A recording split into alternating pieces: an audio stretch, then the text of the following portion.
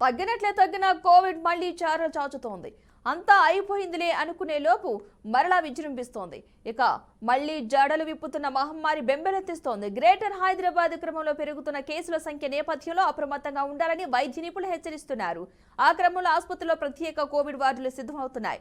ఎలాంటి పరిస్థితినైనా ఎదుర్కొనేలా చర్యలు చేపడతామంటోంది సర్కార్. కరోనా కొత్త వేరియంట్ ఈసారి పిల్లలపై ప్రభావం చూపే ఛాన్స్ ఉందని అంటుండటంలో పేరెంట్స్ కూడా బెంబెలెత్తిపోతున్నారు. బహిరంగ ప్రదేశాల్లో తప్పనిసరిగా మాస్క్ ధరించండి, సోషల్ డిస్టెన్స్ మెయింటైన్ చేయండి అంటున్న హెచ్చరికలైతే గట్టిగా వినిపిస్తున్నాయి.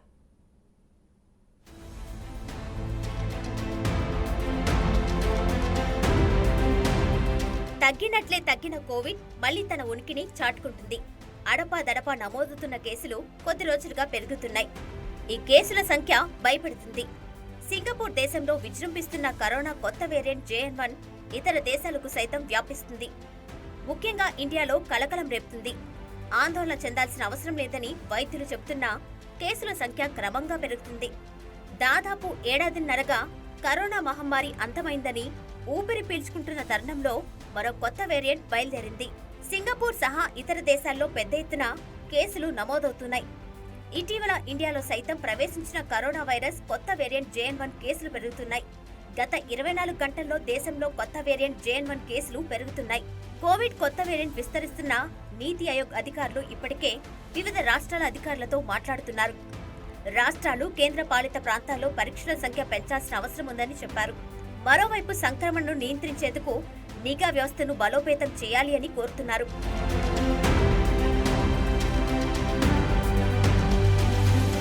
దేశంలో JN1 కొత్త వేరియంట్ కేసులు పెరుగుతున్నా సరే అందులో 92% మంది ఇంట్లోనే చికిత్స తీసుకుంటూ కోలుకుంటున్నందున ఆందోళన చెందాల్సిన అవసరం లేదు అంటున్నారు. ఆసుపత్రి ఇన్పేషెంట్ల సంఖ్య పెరగడం లేదని వైద్యులు అంటున్నారు. పండుగ సీజన్ కావడంతో కోవిడ్-19 మార్గదర్శకాల్ని తప్పనిసరిగా పాటించేలా చర్యలు తీసుకోవాలని కేంద్ర వైద్యారోగ్య శాఖ సూచించింది. వ్యాధి సంక్రమణ పెరిగే ప్రమాదాన్ని తగ్గించేందుకు తగిన చర్యలు చేపట్టాలని కోరింది.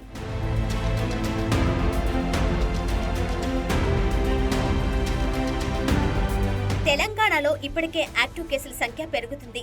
తాజాగా 925 కరోనా నిర్ధారణ పరీక్షలు నిర్వహించగా 6 పాజిటివ్ కేసులు నమోదయ్యాయి. హైదరాబాద్ నీలోఫర్లో నిమోనియాతో బాధపడుతున్న 14 నెలల బాలుడికి పరీక్షలు జరపగా కోవిడ్ నిర్ధారణ అయిందని ఆసుపత్రి సూపరింటెండెంట్ తెలిపారు. అప్పటికే మరో చిన్నారి అక్కడ చికిత్స పొందుతుంది. అలాగే ప్రైవేటు ప్రభుత్వ దవాఖానాల్లో వారం 2 వారాలుగా ఓపీకి వచ్చే కోవిడ్ కేసులు పెరుగుతున్నాయి.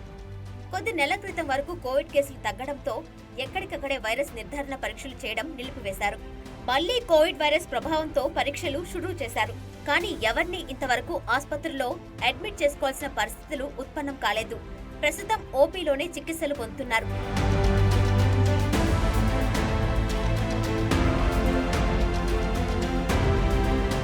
ప్రస్తుతం వైరస్ నిర్ధారణ పరీక్షలు చేయడం పెంచినట్లు వైద్య వర్గాలు తెలిపాయి.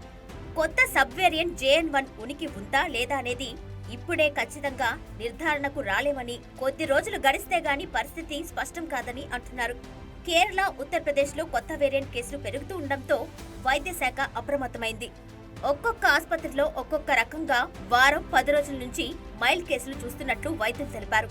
కొంతమంది కరోనా లక్షణాలు కనిపించడంతో ఎవరికి వారే ముందుగానే పరీక్షలు చేయించుకొని ఆసుపత్రికి వైద్యుల సలహాల కోసం వస్తున్నారు. పాజిటివ్ అని తేలిన వ్యక్తులు స్వల్ప లక్షణాలతో ఆసుపత్రికి వస్తున్నారు. ఆసుపత్రులకు వచ్చే కేసులన్నీ మైల్డ్ గా ఉంటున్నట్లు వైద్యులు చెబుతున్నారు.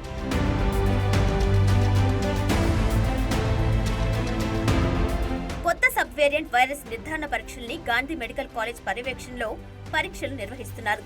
కోవిడ్ పాజిటివ్ అని నిర్ధారణ అయిన వారి నమూనాలను సేకరించి గాంధీ ఆసుపత్రి ల్యాబ్ కు పంపిస్తున్నారు. కోవిడ్ పరీక్షలు మాత్రం ఆయా ప్రభుత్వ ఆసుపత్రుల్లోనే నిర్వహిస్తున్నారు. కొత్త వేరియంట్ కారణంగా ప్రభుత్వ ఆసుపత్రుల్లో ప్రత్యేక వార్డులు, పడకలు ఏర్పాటు చేశారు. గాంధీ, ఉస్మానియా, చెస్ట్, ఫీవర్, నీలోఫర్ ఆసుపత్రుల్లో వార్డులు ఏర్పాటు చేశారు.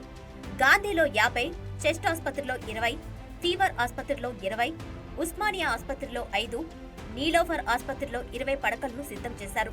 ఏదేమైనా గతంతో పోలిస్తే కోవిడ్ కొత్త వేరియంట్ తీవ్రత తక్కువగానే కనిపిస్తున్నా అందరూ బహిరంగ ప్రదేశాల్లో మాస్కులు వేసుకుని సోషల్ డిస్టెన్స్ పాటించడం తప్పనిసరని నిపుణులు చెబుతూ ఉండడాన్ని పరిగణలోకి తీసుకోవడం అత్యవసరం.